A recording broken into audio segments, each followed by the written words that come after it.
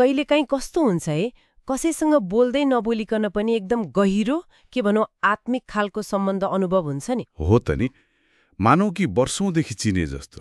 ठ्याक्कै मनका कुरा नभनिकनै बुझिने। यो के होला? आज हामी यस्तै अनुभवबारे अलिकति गहिरिएर कुरा गरौँ न। हुन्छ। हाम्रो हातमा एउटा सामग्री छ, आत्मिक सम्बन्ध र पुनर्मिलन बारे। यसले के भन्छ आज त्यही खोतलौँ। एकदम राम्रो विषय। यो सामग्रीले खासमा दुई आत्मा बीचको एकदमै विशेष सम्बन्धलाई आत्मिक सम्बन्ध भनेर व्याख्या गरेको छ। आत्मिक सम्बन्ध हो, यो खाली भावनाको कुरा मात्र होइन, त्योभन्दा गहिरो हो। सामग्रीमा यसका लक्षण अनि त्यो पुनर्मिलनका शर्तहरू, प्रक्रियाबारे पनि बताएको छ। ल, त्यसो भए यो आत्मिक सम्बन्धलाई अझै प्रष्ट पारौँ न। सामग्रीले कसरी परिभाषित गर्यो त यसलाई? यसले के भन्छ भने यो दुई आत्मा बीचको एकदमै शुद्ध प्रेम हो अनि ऊर्जाको त्यो भाइब्रेसनको गहिरो सन्तुलन हो रे। ऊर्जाको सन्तुलन हो, र महत्त्वपूर्ण कुरा के छ भने यो सम्बन्धमा अहङ्कार या कुनै व्यक्तिगत स्वार्थ हुँदैन भनिएको छ। त्योभन्दा माथि उठेको हुन्छ, निस्वार्थ। अझ यसले त यसलाई पुनर्जन्मको यात्रामा छुट्टिएका आत्माहरू फेरि भेट्ने प्रक्रियाको रूपमा पनि हेरेको छ। ओहो, पुनर्जन्ममा छुट्टिएका आत्माहरूको पुनर्मिलन, यो त साँच्चैकै गहिरो विचार रहेछ। हो नि। अनि यस्तो पुनर्मिलन हुँदा केही खास सङ्केतहरू देखिन्छन् कि? मतलब कसरी थाहा पाउने होला? सामग्रीले केही लक्षणहरू बताएको छ। जस्तो पहिलो भेटमै कस्तो भने एकदम तीव्र, लगभग चुम्बकीय जस्तो आकर्षण महसुस हुनु। त्यो तानिने खालको हो। अनि अर्को भनेको शब्द नै चाहिँदैन, एकअर्कालाई एकदम गहिरो गरे बुझेको अनि पूर्ण रूपमा सुरक्षित महसुस हुने, भावनात्मक सुरक्षा। ओहो, मैले पनि यो पढेकी थिएँ, मौनमै भाव प्रकाश भन्ने शब्द। नबोलिकन नै भावना आदान प्रदान हुने। सही हो। अनि अर्को चाखलाग्दो कुरा के थियो भने यस्तो सम्बन्धले दुवैलाई सकारात्मक परिवर्तन ल्याउन र आफैलाई सुधार्न पनि प्रेरित गर्छ रे नि। बिल्कुल, एकअर्काको उन्नतिमा सहयोगी बन्ने। तर यो सामग्री अनुसार यस्तो पुनर्मिलन होइन त्यत्तिकै संयोगले मात्रै हुने होइन। शर्तहरू छन्? हो, केही निश्चित अवस्थाहरू पूरा हुनुपर्छ।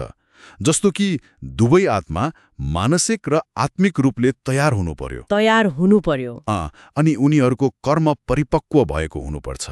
मतलब जीवनका अनुभवबाट सिकेर आत्मा एउटा निश्चित चेतनाको स्तरमा पुगेको हुनु पर्यो। कर्मको परिपक्वता एउटा यो भयो, अनि अर्को ऊर्जाको स्तर मिल्नुपर्छ पनि भनिएको छ। यो के हो, अलि खुलाउनुस् न। सामग्रीको आशय कस्तो देखिन्छ भने ऊर्जाको स्तर मिल्नु भनेको दुवै आत्माको भित्री कम्पन, त्यो चेतनाको अवस्था मिल्नु हो क्या। एउटै वेभलेन्थमा हुनु पर्यो। हो, त्यस्तै भनौँ न। जब दुवैजना आत्मविकासको उस्तै उस्तै चरणमा हुन्छन् तब मात्र त्यो गहिरो आकर्षण र मिलन सम्भव हुन्छ रे। त्यसैले यो तयारीको कुरा हो। यसको प्रक्रिया के हुन्छ होला? यो लिखोटले प्रक्रियालाई पनि चरणबद्ध रूपमा बताएको छ। पहिलो हो आत्मशुद्धि। शुद्धि कसरी? त्यसका लागि ध्यान, योग, तपस्या जस्ता साधनाहरू सहयोगी हुन्छन् भनिएको छ।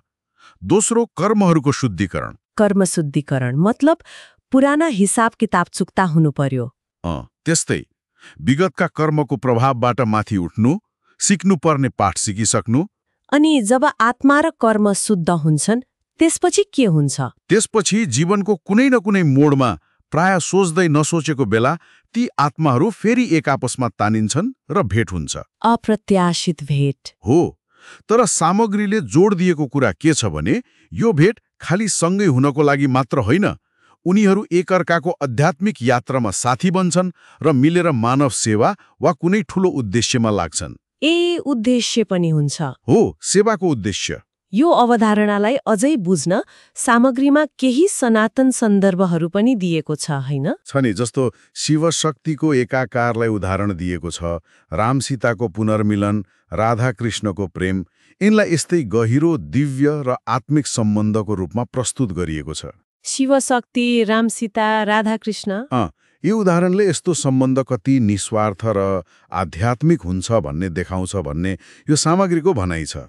ल आजको यो छलफललाई अब बिट मार्ने हो भने हामीले हेरेको यो सामग्री अनुसार आत्मिक सम्बन्ध भनेको एकदमै गहिरो निस्वार्थ प्रेमको बन्धन रहेछ जसले पूर्व जन्मदेखि जोडिएका आत्माहरूलाई फेरि एक ठाउँमा ल्याउँछ। हो, र यो पुनर्मिलन आफै हुने होइन। यसका लागि आत्मशुद्धि, कर्मको परिपक्वता अनि मिल्दो ऊर्जा स्तर जस्ता तयारी चाहिन्छ। तयारी महत्त्वपूर्ण भयो।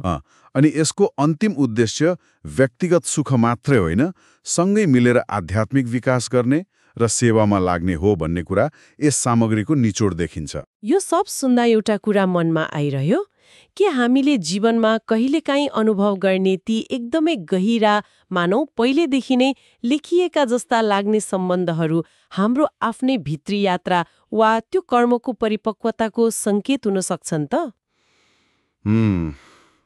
गहिरो प्रश्न हो नि।